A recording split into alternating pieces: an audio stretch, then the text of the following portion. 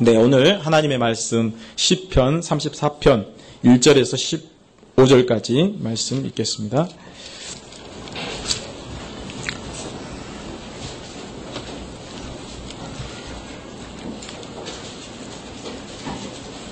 시편 34편 1절에서 15편까지 말씀 제가 올리겠습니다. 내가 여호와를 항상 송축하며 그를 송축함이 내 입에 계속하리로다. 내 영혼이 여호와로 자랑하리니 곤고한 자가 이를 듣고 기뻐하리로다. 나와 함께 여호와를 광대하시다 하며 함께 그 이름을 높이세. 내가 여호와께 구하매 내게 응답하시고 내 모든 두려움에서 나를 건지셨도다. 저희가 주를 앙망하고 광채를 입었으니 그 얼굴이 영영이 부끄럽지 아니하리로다. 이 곤고한 자가 부르짖음에 여호와께서 들으시고 그 모든 환난에서 구원하셨도다. 여호와의 사자가 주를 경외하는 자를 둘러진치고 저희를 건지시는도다. 너희는 여호와의 선하심을 맛보아 알지어다. 그에게 피하는 자는 복이 있도다. 너희 성도들아 여호와를 경외하라. 저를 경외하는 자에게는 부족함이 없도다. 젊은 사자는 궁핍하여 줄일지라도 여호와를 찾는 자는 모든 좋은 곳에 부족함이 없으리로다. 너희 소자들아 와서 내게 들으라. 내가 여호와를 경외함을 너희에게 가르치리로다. 생명을 사모하고 장수하여 복받기를 원하는 사람이 누구뇨? 내 혀를 악에서 금하며 내 입술을 괴사한 말에서 금할지어다. 악을 버리고 선을 행하며 화평을 찾아 따를지어다. 여호와의 눈은 의인을 향하시고 그 귀는 저희 부르짖음에 기울이시는 도다. 아멘.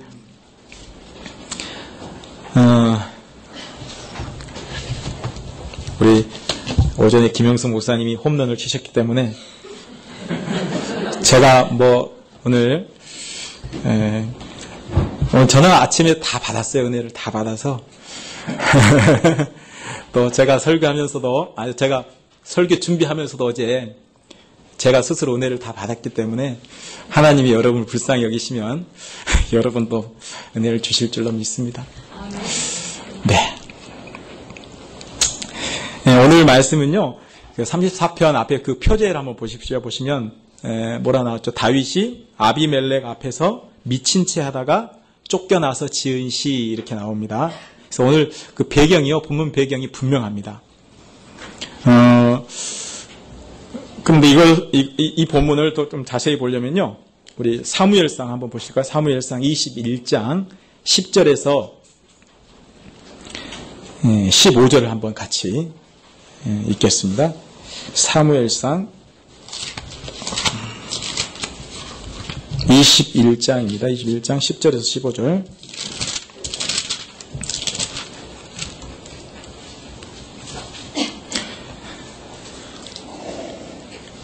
사무엘상 다 찾으셨죠? 네, 교독하겠습니다. 이번에는.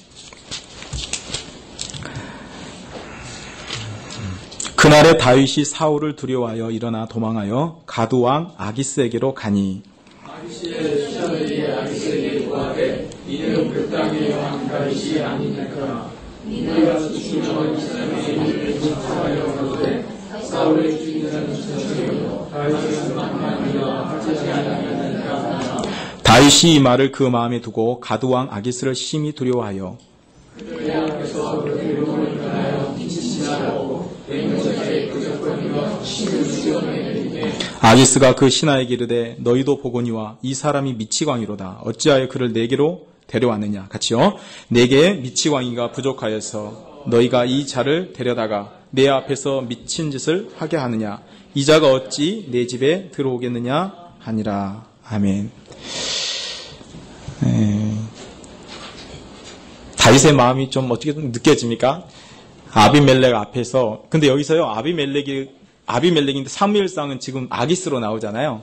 네, 그래서 이게 그 고유명사, 일반 명사 이렇게 해야 된답니다. 그래서 우리가 이 애굽의 왕을 왕들 그냥 파라오라 그러잖아요. 바로 그렇게 하듯이 이 당시 또 이제 왕들을 아비멜렉이라고 보통 이제 일반적으로 이렇게 부르기 때문에 아기스 왕에게 나온 거지만 이제 그 왕을 그 당시는 그렇게 아비멜렉이라고 불렀기 때문에 이렇게 나온 겁니다. 이해가 되시죠? 그래서 모순되지 않고 사무엘상 이야기를 가지고 오늘 지금 다윗이 하나님 앞에 이제 이 시를 영감으로 기록한 것입니다. 자, 그래서 1절에 보면 참 그러니까 구원을 체험한 거죠. 아비멜렉이 죽다가 살아난 겁니다. 살아났기 때문에 이 구원을 1절에서 내가 여호와를 항상 송축하며 그를 송축함이 내 입에 계속하리로다. 구원을 경험한 자는 이렇게 하나님께 찬양이 나오는 거죠. 예. 내 영혼이 여호와로 자랑하리니 권고한 자가 이를 듣고 기뻐하리로다. 그 권고를 다윗이 이제 경험을 한 것입니다. 참 그 앞에서 왕이잖아요. 왕이면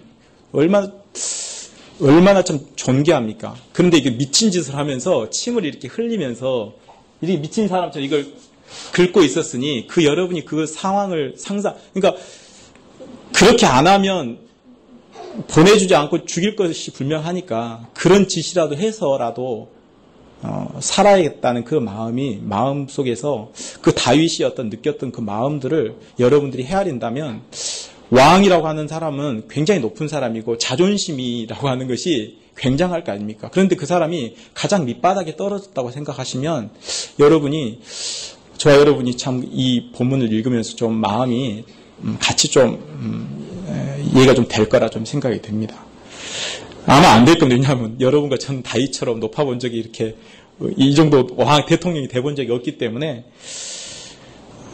내가 하나님의 기름 부음 받은 자인데 이방인의 왕 앞에서 미친 짓을 해서라도 이렇게 나와야 된다는 이 절박한 심정이 얼마나 그 마음을 참 절박하게 아팠겠는가 이런 생각도 좀 듭니다.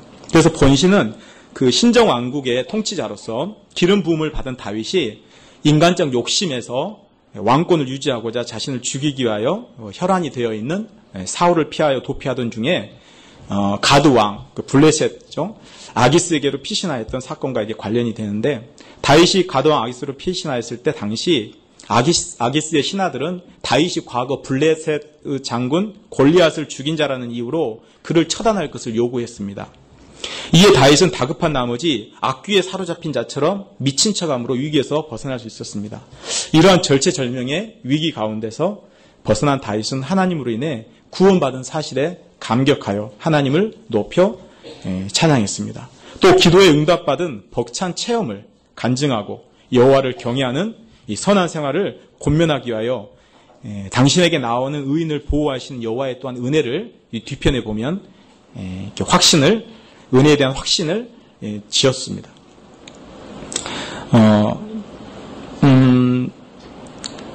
저는 이 말씀을 보면서 저와 여러분 안에 이런 하나님에 대한 송축함들이 계속 좀 있는지 좀 돌아봤으면 좋겠다 좀 생각이 듭니다. 저도 저 자신이 돌아보니까 찬양이 좀 없어졌어요. 제 입에. 여러분 어떠세요? 그 삶 속에서 좀 찬양이 좀 여러분 안에 좀 있습니까? 네. 근데 이게요, 굉장히 좀 심각한 문제더라고요. 네. 다윗이 이런 구원을 경험한 후에 하나님을 찬양했는데 과연 우리 삶 속에서는 이런 다윗과 같은 상황을 많이 경험하시는지, 그리고 거기서 여러분이 구원받고 나왔을 때 여러분 안에 정말 그런 찬송이 있는지,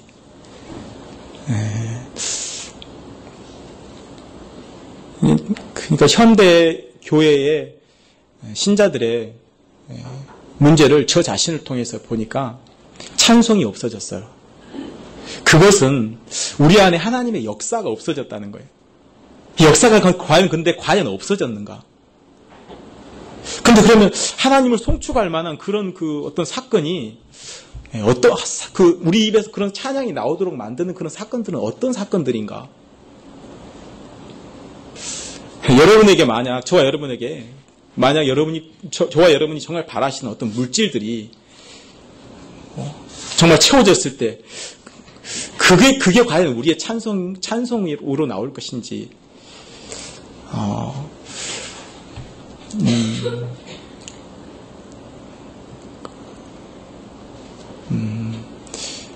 저는 다윗이 경험한 이런 그 구원을 참 현대교회가 많이 잃어버리지 않았는가 이런 생각을 저 자신을부터 해요. 그냥 하루를 살아가는데 찬송이 안 나와요. 예. 근데 신기한 건 뭐냐면요.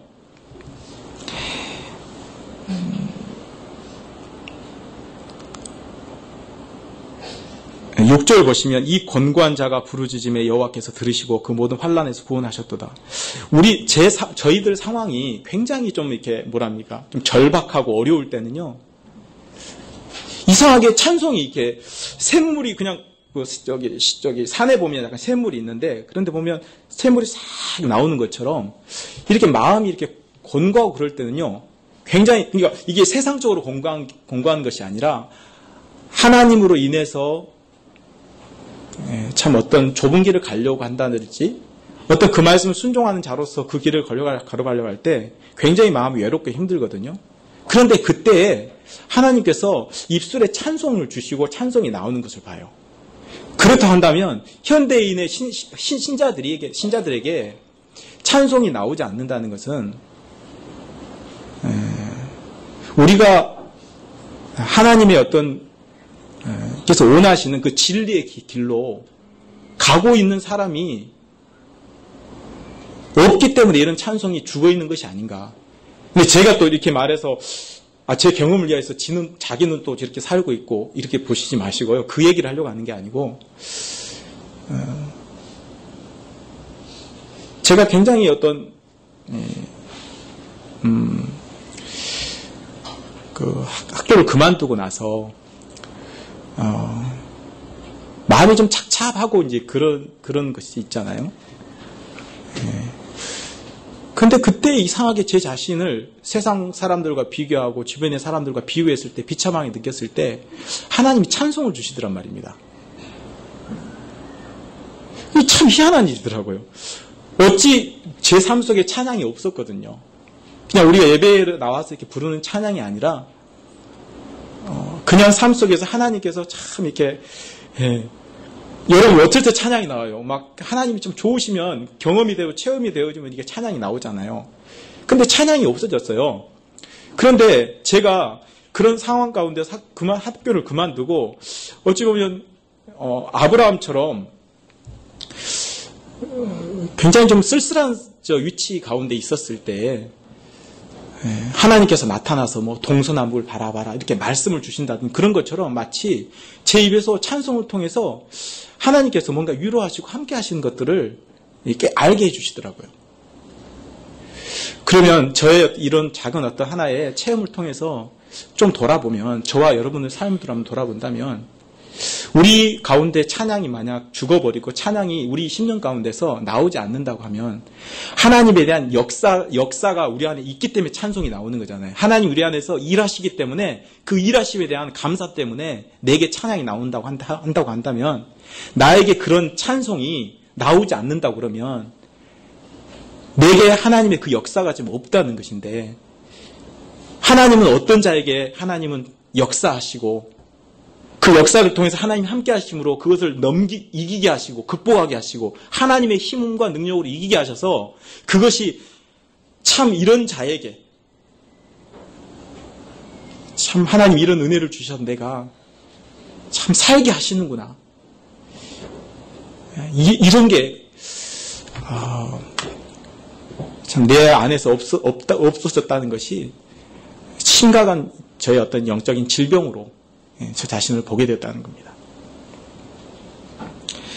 하나님께서 다윗을 이렇게 낮추셨을 때 다윗 가운데 이런 찬양이 나왔거든요. 그렇다고 한다면 우리가 하나님이 우리 자신을 낮추실 때에 그걸 두려워할 것이 아니고 자꾸만 우리는 하나님이 우리 자신을 낮추게 하고 때로는 비참하게 하고 그럴 때 자꾸 그런 위치로 안 들어가려고 발버둥 치는 우리 자신을 봐요. 그리고 자꾸만 우리를 안전한 지대에다 놓으려 하고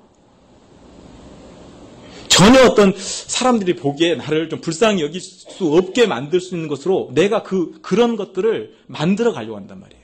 내 삶 속에서 그런 시스템을 자꾸 구축하려고 그래요. 그렇기 때문에 찬송이 없다는 거예요. 어떻습니까? 여러분이 정말 세상에 내가 붙잡을 게 없는데 하나님을 믿음으로 붙잡고 나가려고 하는 것으로 인해서 하나님이 주시는 찬송이 있습니까? 다윗으로 오늘 하나님께서 기름 부음 받은 자예요. 정식적으로 취임은 안 했지만 기름 부음을 받은 상태예요. 이런 자를 하나님께서 왕을 갖다가 미친놈을 만든 거예요. 근데 다윗이 하나님께 하나님 도대체 왜 그러십니까? 왜 왕인 나를 이렇게 비참하게 하나님이 몰아가십니까? 따지고 묻는 것이 아니라 이 비참한 상황에서 자신을 구원하신 하나님을 찬양하고 있단 말이에요. 와, 저는 정말 이걸 보면서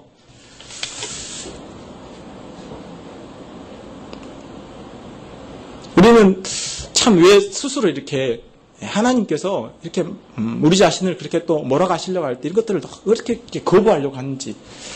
네. 여러분 지금 자리가 어떤 자리입니까? 하나님께서 여러분을 다윗처럼 지금 낮추시고 비참하게 하시고 때론 조롱과 수치를 당하게 하십니까? 그렇다면 그것을 여러분이 빠져나오고 발버둥 치고 예를 들어서 내 자존심을 상하지 않게 하려고 여러분이 발버둥 치는 것이 아니라 여러분의 상황 그대로를 하나님 앞에 내어놓고 비참한 상태로 있으라는 겁니다. 그럴 때 하나님께서 하나님의 구원이 나타납니다. 그리고 그런 비참한 상태에 갔을 때 우리 안에서 그냥 기도가 절로 나오는 거예요. 하나님,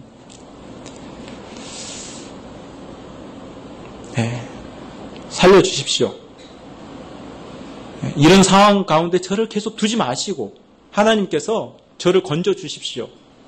라는 기도가 나올 때 하나님이 그 기도의 진실성을 그 기도를 받으시는 거예요.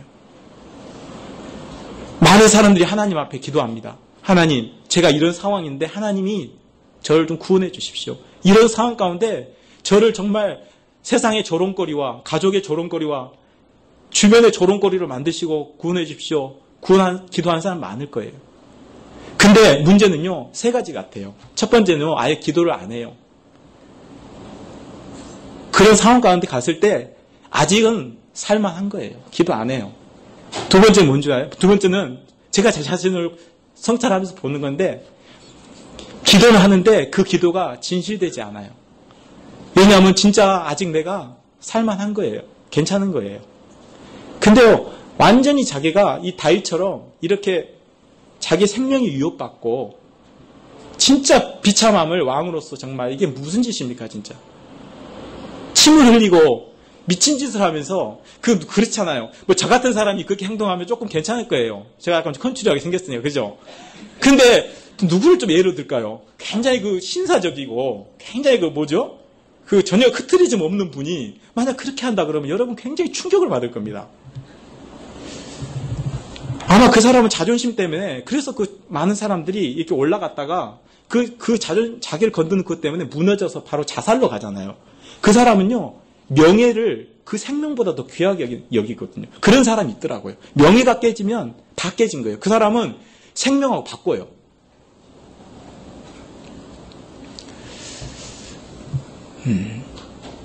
근데 정말 마음이 이렇게 깨지고 하나님 앞에서 진짜 하나님 저 아무것도 없습니다. 이렇게 마음이 들면요. 하나님 앞에 그 기도가요. 진실된 기도가 나와요. 그런데 그 진실된 기도를 하나님이 외면하실 리가 없어요. 하나님이 저 사람이 하는 기도가 진실된 것을 기도를 해도 응답이 안 되는 건요. 하나님의 때를 늦추시는 것도 있지만 그 기도를 잘 살펴봐야 돼요. 자기 기도가 정말 진실되게 그걸 원하고 있는지. 내가 정말 하나님 앞에 아무것도 없는 자로서 하나님의 구원 아니면 내가 일어설 수 없는 자라고 하는 진실된 고백 가운데 하나님을 정말 부르고 있는지. 저는 여기서 부르짖는다고 할 때 이 부르짖음을요, 여러분 그냥 맨날 들으니까 그냥 그 기도 아닙니까? 이렇게 말하는데요. 부르짖음은 여러분 여자가 부르짖는 것도 구슬프지만 남자가 부르짖는 것은 더 구슬퍼요. 부르짖는 것은요, 그냥 우리가 듣기에 좋은 게 아니에요. 부르짖는 것은요, 울부짖는 거예요. 그 울부짖는 거 안에는요, 굉장한 많은 의미가 있는 거예요. 이 울부짖음이 나오기까지 정말 우리가 얼마나 마음이 가난해져야 되는가. 근데 현대교회는요, 마음이 자꾸 가난해지려고 하는 것이 아니라 마음이 부해지려고 그래요. 그러니까 부르짖는 사람이 없는 거예요. 그렇기 때문에 진실되게 하나님을 찾고 기도하는 사람이 없는 거예요. 그렇기 때문에 기도가 응답이 없는 거예요. 기답이 없다는 건 뭐예요? 하나님이 역사하지 않는다는 거예요. 하나님이 역사하지 않는다는 건 뭐예요? 역사하지 않기 때문에 하나님을 찬송함이 없는 거예요. 그래서 찬송함이 사라져버린 거예요. 내가 어느덧 지금 마음이 높아져 있는 거예요. 제가 학교에서 있으면서 하나님을 그렇게 찾을 일이 별로 없어요. 좀 안정이 좀 됐었잖아요. 여러분, 하나님께서 여러분을 때로는 절박한 상황으로 몰고 가실 때 여러분 좀 나아보세요.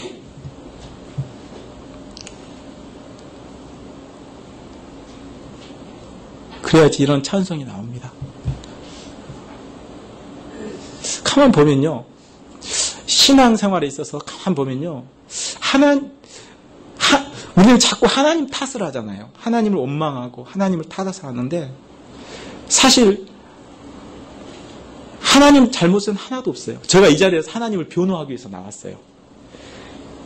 저 자신도 하나님을 탓을 하고 자주 합니다만은 제가 가만히 생각해 봐요. 저 삶을 가만 보면 내가 왜 하나님을 탓하는가 보면요, 하나님 잘못이 아니에요. 내가 하나님에 대해서 무지한 탓이에요. 호세아 선지자가 호세아서에서 그 백성들이 그렇게 타락한 것을 보고 그러면서 여호와를 알자 3번을 하면서 힘써 여호와를 알자 그러는데 여호와를 알지 못했기 때문에 그들이 하나님 앞에 우상 숭배한 거였거든요. 그들 가운데 하나님 함께 계심이 나타나지 않은 거거든요. 그러면 문제는 나에게 있는 것이 하나님께 있는 것이 아니라는 거예요. 내가 하나님 앞에 믿음으로 살려 하지 않고 현실에 눈에 보이는 그것을 믿으며 그것을 얻으려고 그것을 믿고 살기 때문에 세상의 영광을 바라면서 그 영광을 바라보며 믿음으로 살려고 하지 않기 때문에 나에게 이런 찬송이 없는 거예요. 하나님이 함께 하시고 역사하시고 구원하셔서 생생하게 일하시는 것이 내 안에 드러나지 않기 때문에 찬송이 죽어버린 겁니다. 한국교회에서, 현대교회에서 많은 사람, 교회에서는 뭐 이렇게 할 수 있습니다. 그러나 우리 각자 심령 가운데서, 일상의 삶 가운데서 정말 찬양이 있는지, 없다면 왜 없는지를 우리가 곰곰이 생각한 가운데 무엇이 문제인가를 우리는 찾아가야 될 것입니다. 신자의 삶은 찬양의 삶이에요. 너무 당연한 거예요. 찬양이 나와야 돼요. 안 나온 게 이게 잘못이에요. 병든 거예요. 하나님 일하고 계세요. 지금도 살아계서 역사하고 계세요. 자꾸 선교지에서 뭐 이런 일이 일어난다, 거기는 일어난다. 그만큼 거기가 그 마음이 가난해져 있는 거예요. 우리가 부해져 있는 거예요. 마음을 낮추셔야 돼요. 하나님 낮추실 때 그게 잘못된 것이 아니에요. 그게 신앙이 잘못된 것이 아니고 저주받은 것이 아니고 뭔가 문제가 있어서가 아니라 다윗이 지금 뭐 잘못했습니까?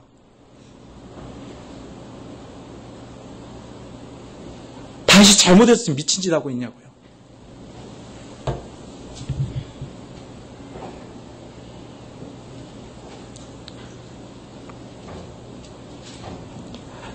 하나님의 일하심으로 인해서 2절에 내 영혼이 여호와로 자랑하리니, 내게 여호와를 자랑하는 게 있는가? 내게 세상을 자랑하는 것이 있고 내 자식을 자랑하는 것이 있고 나를 자랑하는 것은 있지만 내 안에, 내 삶 속에서 다윗이 하나님을 자랑했어요. 정말 제가 너무 정말 답답하기도 하고, 하나님, 제가 어떻게 제 삶을 돌아보면서 왜 하나님께 대한 자랑이 이렇게 없을까요? 전도하라고 하기 전에 참 그 옛날에 정말 자랑할 게 참 자랑하고 싶었어요. 안 믿는 친구들과 전화해도 여러분이 하나님께 자랑할 것이 없고, 여러분 그렇다면 그것이 우리가 힘써 구해야 될 것이지, 우리 안에 있는 여러 가지 생활의 어떤 불편함이나 그런 것을 구하는 게 진짜 신앙생활이 아니고, 진짜 우리가 구할 것은 하나님 제 안에 하나님 자랑이 없어요.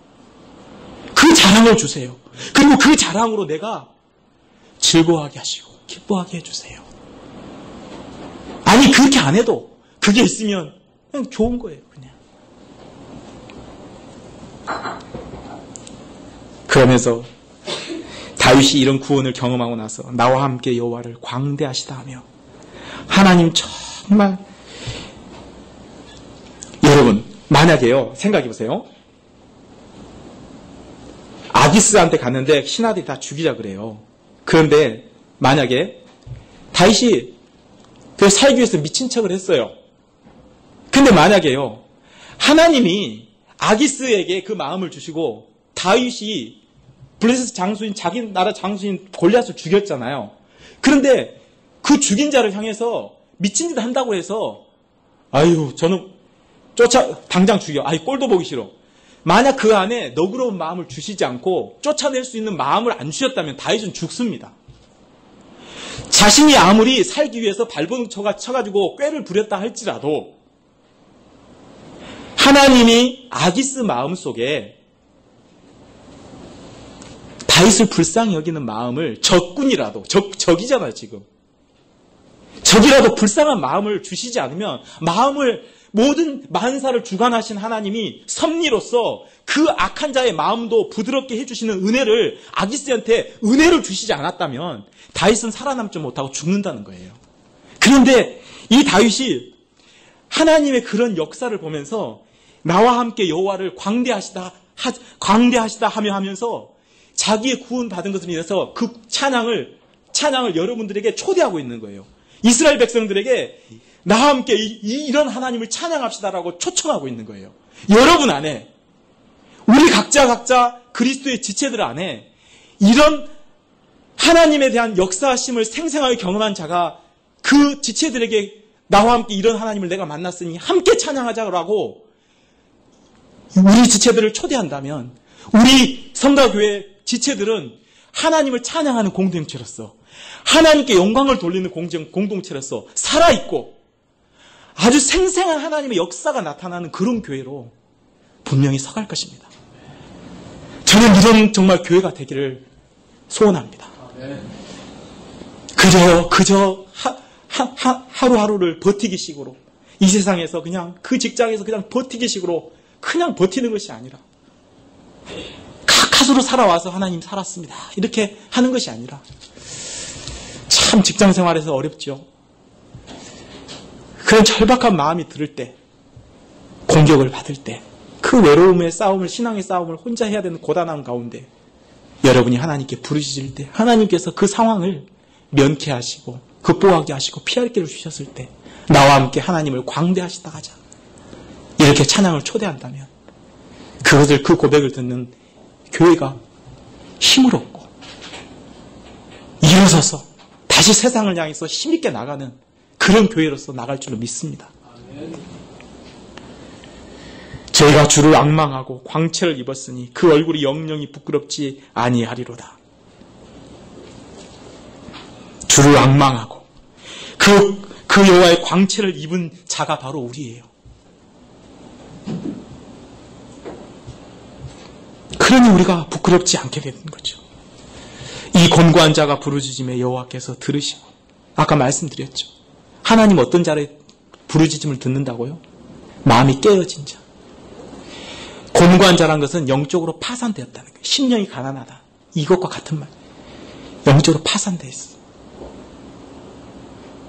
누군가 회생해 줘야 돼요. 이런 심령으로 누군가 와서 이 회생해 주지 않으면 내가 살 수 없다고 하는 그것이 바로 이 곤고한 자의 부르짖음이라는 거예요.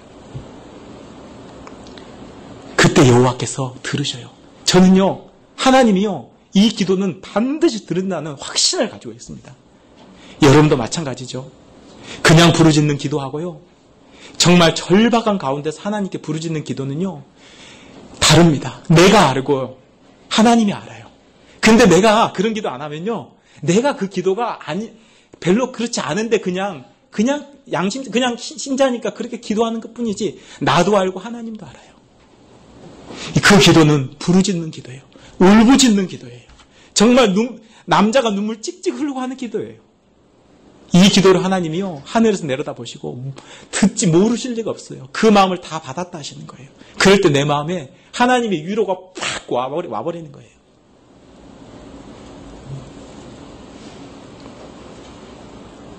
그리고 그 모든 환난에서 구원하시는도다. 다윗이 지금 미친 척 하면서 그냥 미친 척만 했을까요? 아니요. 하나님께 기도했어요. 하나님, 제가 지금 이렇게 그냥 어떻게 살라고 제가 이렇게는 합니다마는 하나님 살려주십시오. 그 기도가, 다윗이 그 기도를 했던 거예요. 근데 기도는요, 어떻게 나와요? 억지로 안 나와요. 우리가 그런 상태에 빠져야지 나와요. 그러니까 내가 곤고해진 상태에서 그런 상황을 피하려고 하면, 그런 상태는요, 하나님을 체험할 수 있는 유일한 기회예요. 하나님을 만날 유일한 기회예요. 그것이 나의 간증이 된다고요. 그것이 나의 하나님이 살아계시다고 하는, 지금도 하나님이 나를 모른 척 하는 것이 아니고 외면하지 않고 나를 버리신 게 아니라, 지금 이런 세상 가운데서도 믿지 않는 자가 다수인 상황에서도, 믿지 않는 사람이 지금 다수잖아요. 나는 너무나 믿는 사람은 이 세상에서요, 지금 영향력도 없고, 지금 우리가 어떤 사람한테다가 예수 믿는 사람에 내놓을만한 게 뭐가 있냐고요. 그런데요, 이런 구원을 경험하면 그 안 믿는 사람한테서 자신감이 생겨버린다는 거예요. 부끄러움이 아니라 하나님의 이름이요, 나가는 거예요. 제가 금요 예배 때 하나님 앞에 기도하고 하나님한테 기도하면서 은혜를 받으니까요, 보통 때는 위축이 많이 되잖아요. 크리스찬들 위축이 많이 되잖아요, 지금 상황이. 근데 하나님을 만나고 하나님이 좋으니까요, 제가 차에서 내려서 집에 딱, 근데 좀 늦은 시간이잖아요, 그 시간이. 근데 사람이, 남자들이 몇 사람 이렇게 왔다 하더라고요. 근데 전에 같으면 제가 찬송하다가 사람 있으면 딱 안 했을 거예요. 숨어버렸을 거예요. 입을 딱 감았을 거예요. 근데요, 그때요, 찬양하고 싶더라고요, 그냥. 그래서 찬양이 나오는데, 하나님 찬양을 주시니까 그냥 했어요. 오히려 떳떳하던데요? 좀 들었으면 좋겠던데요? 이게 웬일입니까? 저 안에 그런 일이 일어나더라고요. 숨겼던 사람인데. 이런 일이 있어야 됩니다. 이런 일들이 우리 신자들한테는 경험돼야 돼요.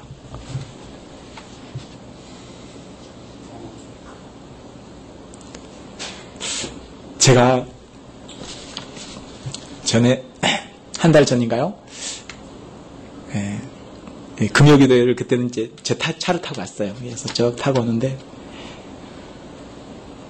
제 차 CD에요, 찬송가 테이프 있어요. CD가 있어요. 송대관 씨가 녹음한 거. 저는 그 사람이 그렇게 좋아요. 그 목소리 톤이요. 그 찬송가 너무 구구절절 좋아요, 저는.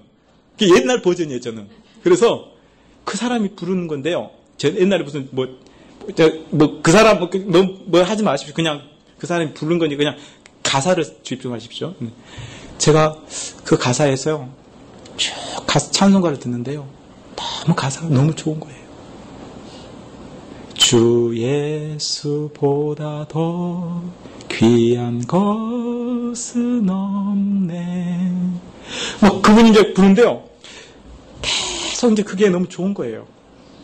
배산을 넘어 험곡에 가도 빛 가운데로, 계속 찬양이 나오는데요, 제 마음을 거기서 울리는 거예요. 제가 정말 오랜만에, 저도 모르는데 눈물을 팡팡 흘리면서 왔어요. 얼마나 좋았는지 몰라요.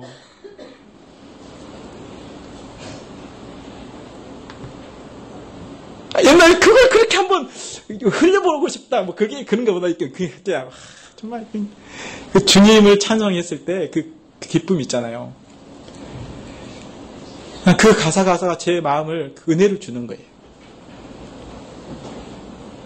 눈물 흘면서 그래, 하나님 내가 이렇게 부족한데 제가 어떻게 이 길을 걸어요. 이런데 은혜를 많이 주시더라고.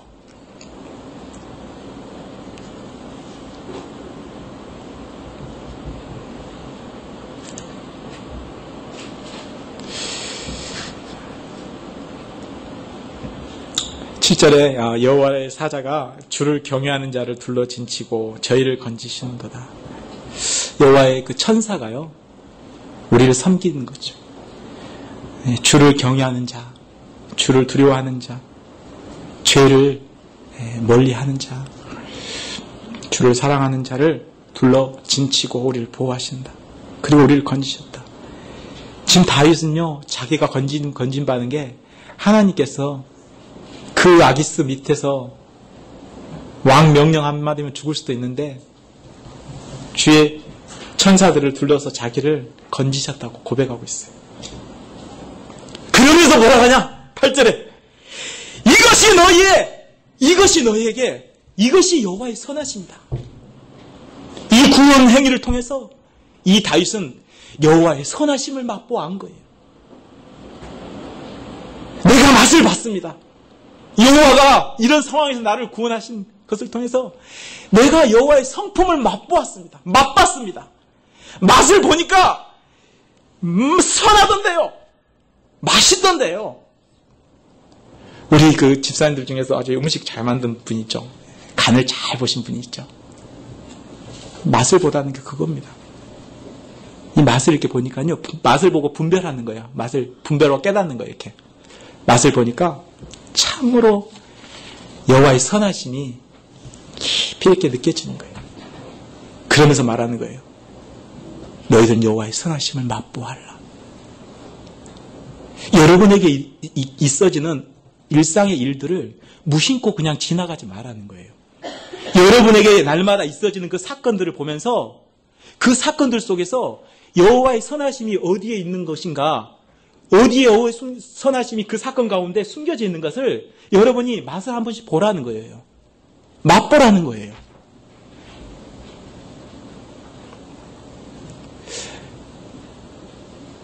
네, 직장생활 가운데서 여러분 지금 다 안 잘리고 여기 앉아 있으시죠?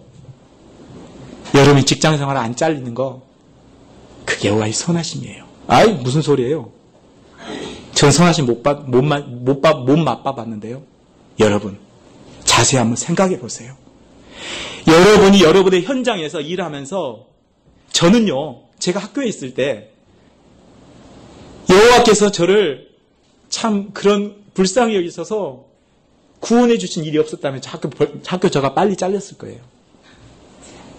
저 애들 말 안 들어가서 어떨 때는 확 올라가서 애들 쥐어 팼거든요. 근데 그때 마음이 얼마나 저리던지. 그래서 그 담임선생님한테 가고 얼른 가고, 선생님 제가 정말 얘가 말을 안 들어가고 불순종하길래 제가 확 그냥 가서 하나 때렸거든요. 왜냐면 그 말 했겠어요. 살라고. 직장 계속 다니려고. 제 학교 그만두면 우리 아내 밖으로 넣으니까. 다윗처럼 그때 이 마음이 그렇게 되는 거예요. 지금 다윗처럼 그 마음이 되는 거예요. 막 급한 거예요. 그래서 마음이 조아린 거지. 얘가 또 집에 가서 엄마한테 꼬질리는 거 아니야. 하나님 살려주십시오. 막 기도하는 거예요. 그런데 하나님의 구원이 나타난 거예요. 그 다음날 아무 말이 없더라고. 아무 말이 있었으면 제가 학교에서 있을게 했습니까? 이게 말이에요. 난 그걸 통해 여호와의 선하심을 맛봤어요.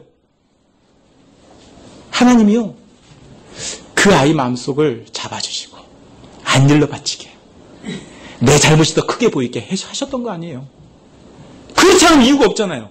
설령 그 애가 꼬질렀어요. 근데 엄마가, 하나님 엄마에게 은혜를 주셔서, 그래 선생님 네가 얼마나 말 안 들었으면 그렇게 했겠냐. 그리고 오히려 제 편을 들어서 학교에다 전화를 안 한 거 아니겠습니까? 제가 너무 자의적인가요? 저는 그렇게 생각하지 않습니다. 저는 거기서요 여호와의 구원과 그걸 통해 선하심을 맛봤어요. 제가 우리 교회에서도요 악행이 있어요. 우리 교회에서도. 제가 우리 교회에서도 주일학교 하면서 애들 팼어요. 근데 여러분이 봐도 저에게 저런 사람 당장 끄집어내라 했으면 제가 이 자리에 있겠습니까? 여러분이 저를 참 불쌍히 여기는 마음을 하나님 주시고, 그렇죠?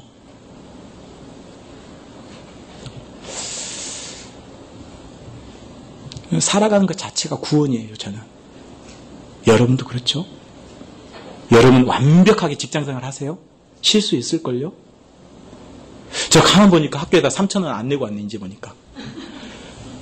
네, 그때 준다고 하는 것을 줬는데, 어떤 선생님이 그냥 뭐 이거 하십시오 했더니 돈을 주더라고. 근데 반납을 안 했는지 보니까. 근데 그것을 누가 알았다 해보세요. 횡령죄로 들어갑니다. 저 빨리 반납해. 그 옛날에 생각났는데 자꾸 잊어버려요. 여러분의 삶을 하나님께서 만약에 구원하시지 않고 뭔가 좀 그렇게 좀 걸리게 한다면요. 여러분 다 걸려서 지금 이 자리에 못 있을걸요.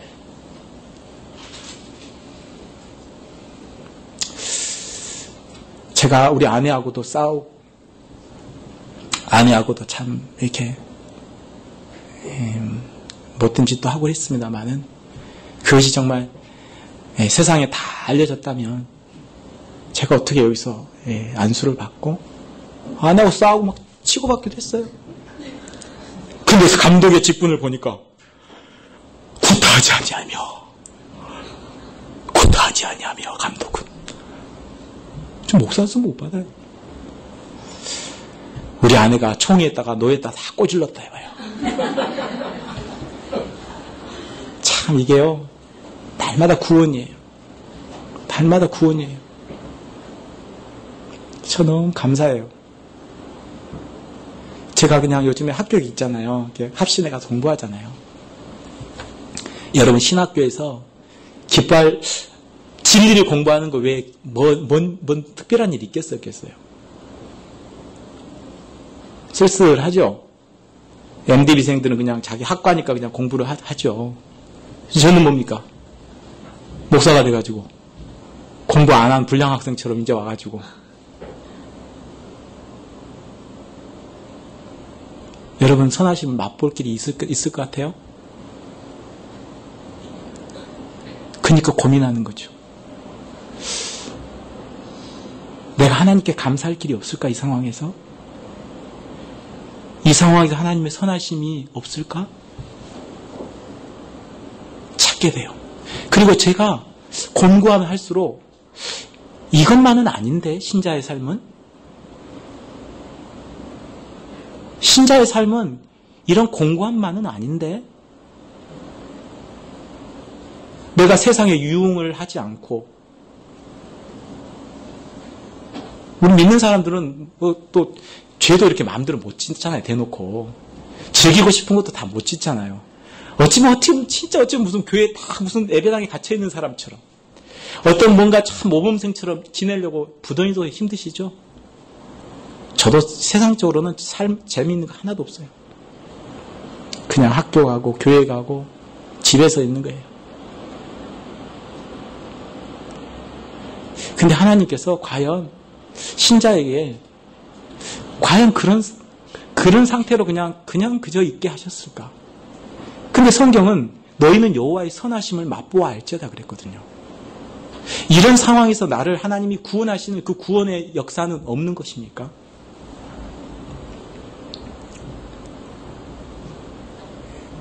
여러분, 여호와의 선하심은요, 그냥 발견되어지는 게 아니에요. 여호와의 선하심을 발견하고자 한다면 여러분 마음이 아주 가난해져야 돼요. 그러면요, 하나님의 선하심이 보여요. 그리고 선하심이요, 은혜로 나타나요. 은혜가 주어져요. 외롭다 했는데 하나님이 교제할 수 있는 그 목사님, 거기서 같이 그 공부하는 목사님 어떻게 붙여주셔가지고 교제하게 하시더라고. 그게 일상에서 나타나는 하나님의 선하심이라니까요. 감사할 게 있고 찬양할 게 있더라고요.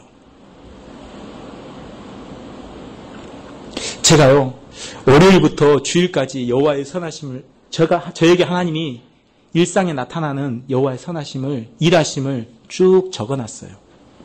놀라워요. 어떤 때는요, 식권이 없는데요, 누가 학교에서 중식 제공, 교회에서 와가 중식 제공, 우리 교회도 가서 박형 목사님 하셨는데 그 중식 제공이 주어져요. 그거 공짜잖아요. 이 세상에서 공짜가 어디 있어요? 누가 공짜로 밥 먹여줘요? 근데 하나님이 일상 가운데 그렇게 공짜로 밥을 딱 주시더라고요. 그걸 먹으면서 연애 여호와의 선하심을 막 비벼서 먹는 거예요. 감사합니다, 하나님. 살만하네요. 살만하네요. 그것이 믿는 사람이 살맛이 나. 그게 살맛이에요. 그게 맛보니까 좋더라고. 이번 주 화요일 날 THM 수업 중에 제가 청강을 하고 있잖아요. 정식 과정이 아니라 한 과목 수강하거든요. 한 교수님이 우리 밥을 사준다는 거예요. 그때가 제일 좋아. 제일 좋아. 밥을 사주는데 어디로 들어가시냐? 애슐리 가본 지가 얼마나 오래된지 몰라요. 근데 기대는 별로 안 했어요. 그런데 애슐리 갔는데 눈이 휘두른거졌어요. 그동안 메뉴가 옛날에 제가 꽤 오래됐거든요. 근데 갔더니 메뉴가 완전히 바뀌었어. 근데 제가 좋아하는 거 다 있는데 갔더니 우리 애기가 좀 아파가지고 병원 갔다가 오니까 시간이 늦어서 1시간 정도 늦었더니 미리 다 먹고 이제 거기 디저트 먹고 있더라고. 그런데 갔는데 너무 맛있어가지고 한 4번 왔다 갔다 했어요. 그 짧은 디저트 먹는 시간에. 먹을 거 다 먹었다는 거 아니에요. 그래서 안 믿는 사람들이요. 그 삶이 무료와 공고와 같잖아요. 그죠? 기뻐할 일이 없잖아요. 솔직히 여러분 살아보시니까 그렇지 않아요? 저 별로 별 즐거운 일이 별로 없던데요. 평범한 일상이잖아요. 근데 그러니까 안 믿는 사람들은요. 예수님이 없잖아요. 진리가 주는 기쁨과 하나님이 일하심에 대한 것을 일하신 일반 은총이 있음에도 깨닫지 못하잖아요. 그러니까 그 사람들은요. 그래서 음식을 찾아다니더라고요. 그 음식만 음식 맛이 그 맛보는 거예요. 그걸로. 여행 왜 가냐면요. 심심하다는 거예요. 그 인생이 심심하다는 거예요. 제가 삼성 다니는 사람 많이 봤는데요. 주변에 삼성 깔렸어요. 수원이니까. 제 주변에도. 그들이 보상으로 내거는 게 뭐냐, 남편들이. 12시 들어와요. 아내들의 말이 아니에요. 진짜 불쌍해요. 말이 삼성이죠. 여러분, 뭐랍니까, 그거? 복숭아, 뭐라요? 개복숭아, 빛 좋은 게살구예요. 여러분 삶도 빛 좋은 게살구인 거 알고 있어요. 제가 겪으니까요. 겉보기에는 남이 보기에 참 부러워할 만한 그거예요. 아이고, 참. 그런데요, 정작 저는요, 별로 즐겁지 않아요. 제가 그걸 직장에서 경험해봤다니까요. 남들이 교사하면, 우리 교사하면 그냥, 그것도 아니더라고요. 하나님 말씀이 딱 맞아요.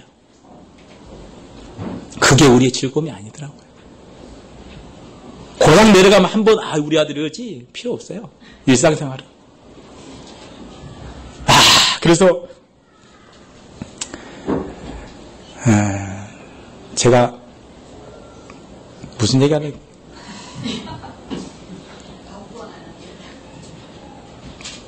참, 우리가 어떤 직장이 그렇고, 다 소용없고요. 참 그 고단한 직장 삶 가운데서도 하나님의 선하심이 있더라는 거죠.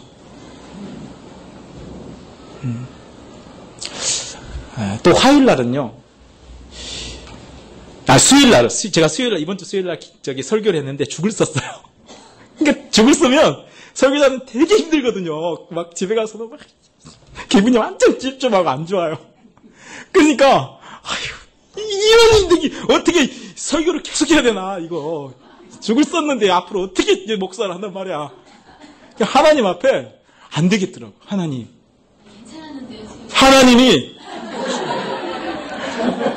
아니 제가 3주 연속 수요 설교 했거든요. 근데 2주까지는 그래도 조금 그래도 하나님이 좀 은혜를 주셔서 한 것 같은데요. 수요일날 죽을 썼어요.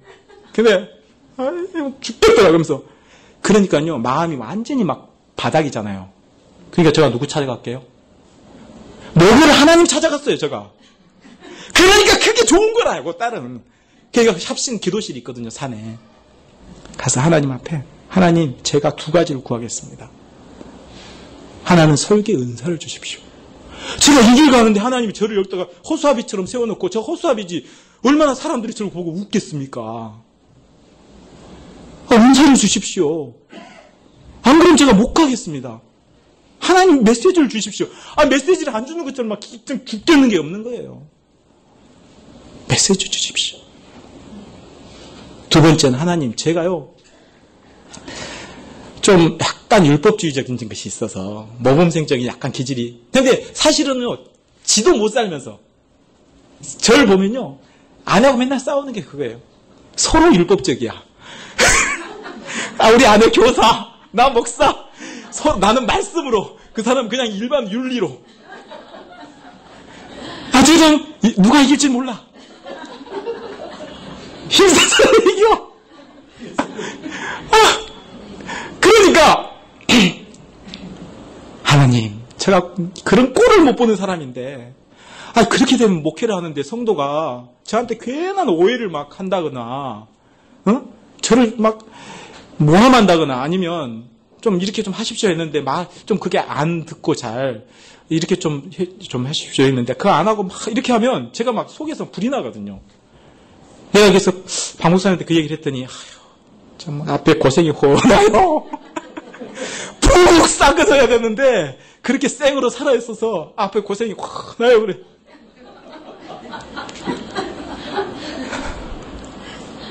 여러분, 제가 얼마나 퍽퍽하겠습니까? 하나님 도와주십시오. 제가 좀 그 부분이 좀 다뤄져서 좀 이렇게 좀 다른 사람을 좀 그렇게 안 하고 이렇게 못 하더라도 좀 충분히 좀 받고 살아갈 수 있도록 해주십시오. 그렇지 않고 성도가 미우면 어떻게 이걸 하겠습니까? 이걸 정말. 여러분, 근데 두 가지 구하겠습니다 했는데 나중에는요 욕심이 나더라고. 더 구해지더라고. 한 5가지, 6가지 구했어요. 그럼 나중에 또 살까지 붙여지네 거기다가. 그렇게 연약한 인생이란 거죠. 참, 제 자신이 이게 삶을 쭉 살아보니까 관계가 별로 안 좋아요. 그러니까 어디 이제 가면, 어디 직장 가고 그러면, 제가 전에 몸담았던 것도 아침마다 어떤 분을 보는데 볼 때마다 미워요. 어떻게 나한테 그때 그렇게 할 수가 있지? 꼴도 보기 싫어. 인사도 하기 싫어. 근데 또 인사를 안 하면 또 마음이 또 내내 하루 종일 힘드네. 그러니까 제가 이제 제 삶이 이제 그걸 통해서 순종한 자에게 하나님 기쁨을 주잖아요. 평강을 주잖아요. 근데 순종을 안 하고 내가 미운 내 본성들을 해버리니까 기쁨이 없잖아요. 은혜를 못 받는단 말이에요. 위로가 없잖아요. 이게 힘든 거예요. 그러니까 제가 인생이 왜 이렇게 힘든가, 제 자신을 성찰하면서 하나님, 제 인생을 괴롭게 하는 것이 하나님이 아니라, 상황이 아니라, 어떤 뭔가 부족해서가, 가난해서가 아니라 제 안의 죄 때문입니다. 늘 두 마음의 법이 싸우는데 내 마음의 본성의 법이 자꾸만 나는 본성을 따라서 나 자신을 죄로 사로잡아가게 해서 자꾸 공고한 자라고 하는 자꾸 집니다. 물론 나를 예수 그리스도 안에서 정죄하지 않으시고 성령의 법으로서 나를 해방하셨지만 내가 느끼는 그 곤고함은 참으로 고단하고 힘듭니다. 하나님 아버지, 이 문제가 정말 제 안에 해결되기를 원합니다.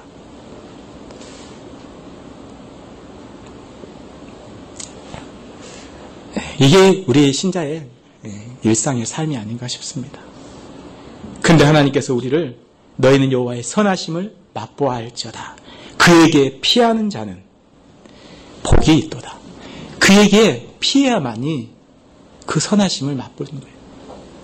그분의 행사를 꼼꼼히 씹고 그 속에서 하나님이 어떻게 선하심을 나타내시는가 보라는 거예요.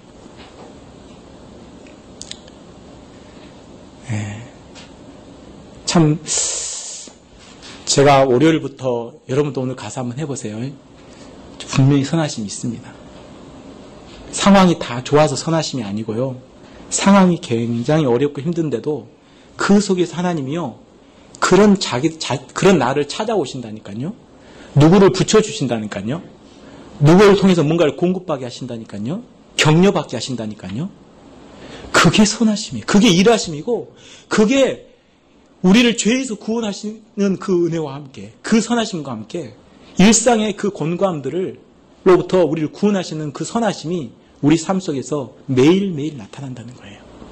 단지 우리가 너무너무 바쁘고 분주하고 그 선하심을 묵상할 시간조차 내드리지 않음으로 인해서 모르고 지나칠 뿐이시지. 그러니까 예수를 믿는데도 기쁨이 없어요. 왜? 그에게 조금이라도 피해서 그걸 좀 생각을 해본다면 이게 살맛이거든요.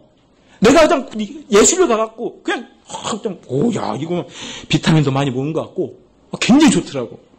그래서 맛보면 살맛이 나는 거예요. 여러분 뭘로 살아요, 크리스찬이? 우리가 무슨 쾌락으로 사는 거 아니잖아요. 무슨 여행 다니고 뭐 음식 먹고 뭐 어디서 뭐 그런 게 아니잖아요. 그럼 우리 안에서 찾아야죠, 그것을. 근데 저는요, 그것을 찾았어요. 어떻게 찾았냐? 하나님이 주신 가정 가운데서 찾았어요. 야, 이 가정 안에 하나님의 선하심이 있어요. 왜냐하면 이 가정이 하나님이 세우신 기관이거든요. 최초의 기관이거든요.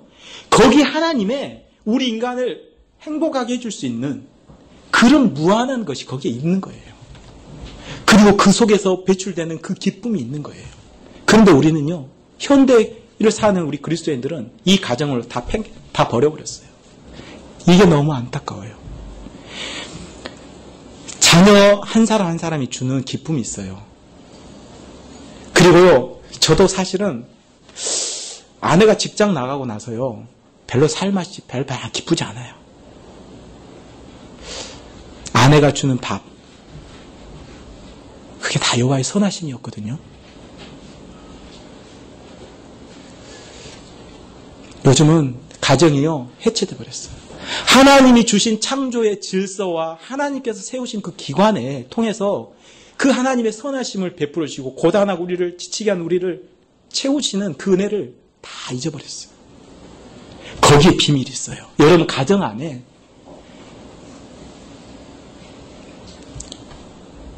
자녀를 자꾸만 자녀에게 자꾸만 뭔가를 기능인으로 키우려고 하지, 성능 좋은 그런 사람으로 만들려고 하지 마세요. 자꾸 성능 좋은 무슨 기능인으로 만들려고 하는 거예요. 자녀들이 정말 필요로 하는 것은 사랑과 안정이에요, 안정. 근데 그것을 바꿔버린단 말이에요. 아이들은 사랑과 안정이 자산이에요. 그걸 받고 가서 나는 인생은 충분히 어떤 것은 할 수 있어요. 사실 여러분 크리스찬이라는 것은 배짱이 좀 있어야 됩니다. 내가 좀 못 배워도 근데 하나님 나 책임지신다? 이런 좀 배짱이, 믿음의 배짱이 있어야 되는 거예요. 믿음이 없으면요, 하나님께 대한 기대와 믿음이 소망이 없으면요, 배짱이 안 생겨요. 우리 아들 조금 못해도 하나님 책임지신다. 그러면요, 배짱이 생기는 거예요. 근데 우리의 생각은 뭐냐면 자꾸만 다른 사람과 비교해서 열등해 보이는 게 싫은 거예요. 그것은 싸움이에요. 그것이 우리 아이를 행복해 줄 거라 해서 그것으로 스트레스를 자꾸 줬지만 나중에 그 결과를 보세요. 그게 진짜 그 아이가 그걸로 행복해 했는지. 그래서 그러잖아요. 이런 말을 하잖아요. 유명한 예화예요. 저희 아버지는 법관인데 저에게는 아버지가 없었습니다라고 고백한다니까요. 아버지가 없었대요. 아버지가 있는데. 아버지가 줘야 될을 그것을 아버지가 역할을 안 함으로 말미암아서 아이가 아버지가 없었대요.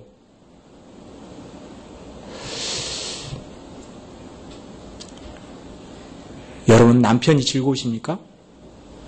아내가 즐거우십니까?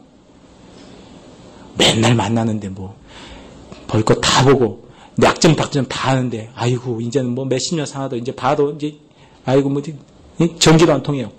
그러죠. 그런데요, 그 아내 안에 즐거움이 있어요. 남편 안에 하나님이 즐거움을 주시는 거예요. 선하심을 주는 거예요. 그걸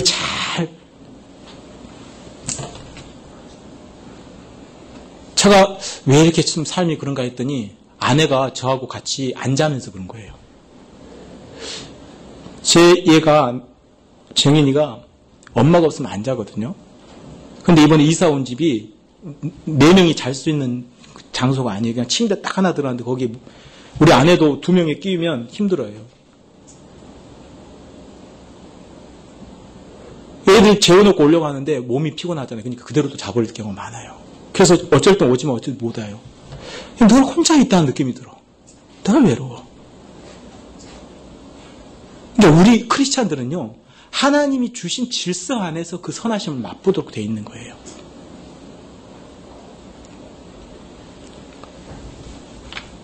두 번째는요, 제가 굉장히 많이 있어요. 오늘 한 10장?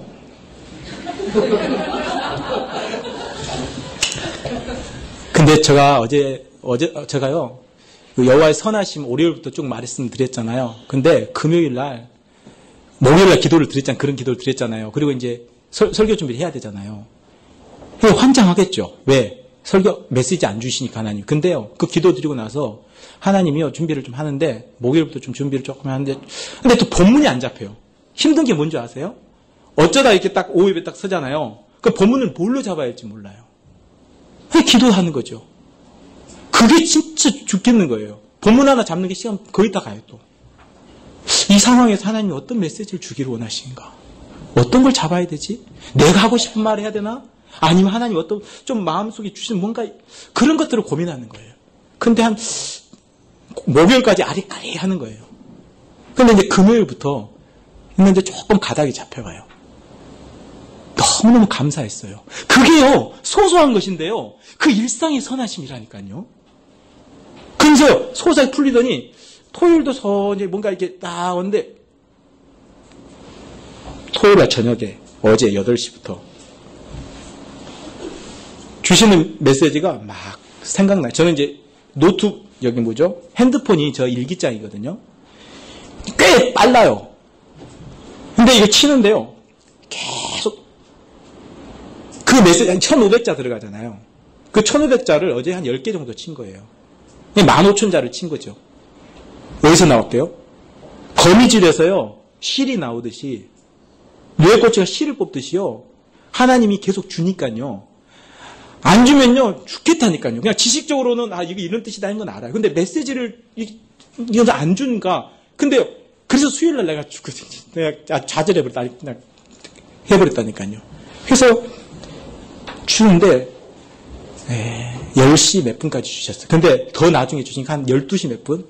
잠자니까 1시 몇 분. 아까 근데 오후에 밖에 나갔잖아요. 제가 본 사람 있지만 좀 잠이 오더라고. 피곤하더라고. 참 저는요, 하나님이 그런 선하심을 보여주세요. 이 말씀을 하고 정리할게요. 처음에는 가정을 통해서 하나님이 베풀어 주시는 선하심입니다. 그 다음에 두 번째는 아까 좀 빠졌는데 일상 우리 생활에 있어서 이게 구원에 대한 그 감사는요, 늘 선하심이에요. 칭의에 대한 성화, 나를 거룩하게 만들어 가시는 것. 그것이 조금 아픔으로 올지라도. 세 번째는 일상의 감사, 일상 구원. 우리 직장 가운데서 토요일 날에 제가 서울에 좀 일이 있어서 차를 타고 오는데요. 버젓이 앞에서 경부고속도로 양재 거기서 버젓이 가는데 갑자기 차가 앞에서 갑자기 쭉 흐름이 있잖아요. 흐름을 쭉 타고 가는데 갑자기 앞에서 멈추더니 갑자기 이상한 거 갑자기 쫙 멈춰버리는 거예요. 근데 사중으로 앞에 차하고 다다다다 딱 부딪혀버리는 거예요. 근데 저 차는 이 정도 있는데 제가 이렇게 가다가 나중에 탁 틀었어요. 근데 옆 차가 많이 왔었으면 또 저 또 콱 쳤을 거예요. 물론 쳐도 그 속에 선하심이 있죠. 그게 믿음이에요. 섭리에 대한 믿음인데, 저는 보호하심으로 또 섭리를 본 거예요. 선하심을 맛본 거예요.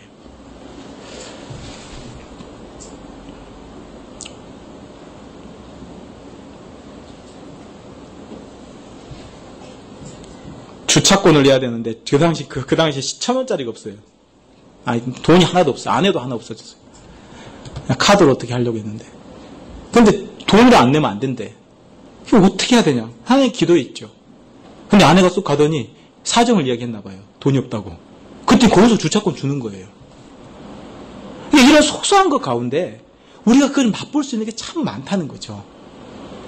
그 다음에 교회를 통해서 하나님이요, 예배를 통해서요, 예배는요, 하나님이 누구 만나주시는 거죠? 우리 만나주시는 거죠? 근데 우리가 어떤 사람들이에요? 예? 문제 없는 사람들이죠? 참, 문제 많이 가져온 사람들이잖아요. 다 공고한 자들이 온단 말이에요. 그것을 만나주신다 할 때에 여러분 안에 사모함이 있어야 돼요. 지금 그게 없어요. 또 하나님이요, 예배 가운데 그 말씀을, 그리스도가 머리시잖아요.